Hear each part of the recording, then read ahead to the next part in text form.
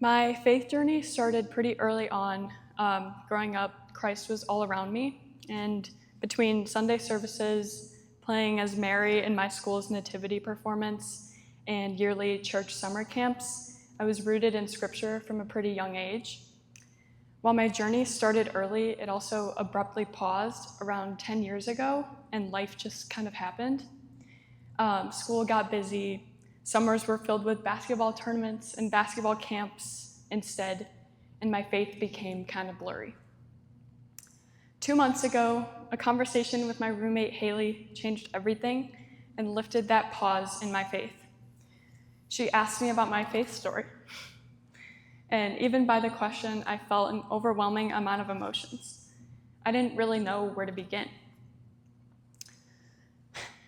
We had a long and deep conversation, and by the end of the night, we were looking into which services we wanted to attend together that Sunday, the first weekend of Lent. We attended 2 services that Sunday, and it felt like the holiest Sunday in my life. Since joining Press House, I have found a welcoming community that has allowed me to ask questions, find guidance, and continue to grow in my faith. I think Press House is the perfect place to mark this part of my journey because it's the place of my rediscovery. Through worship, reflections, and table conversations, my faith has been reignited. As I near the end of my college experience, I can't help but look back and see how intentionally God has been working in my life.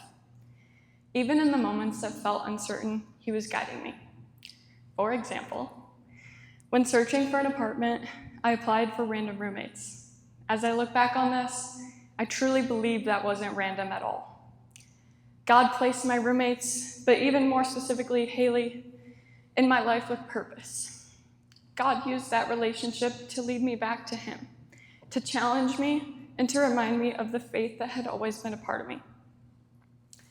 I was initially very nervous about the decision to be baptized because I felt like I didn't know as much as others when it came to Scripture and faith. I questioned whether I was ready or knowledgeable enough, as if there was some perfect timeline.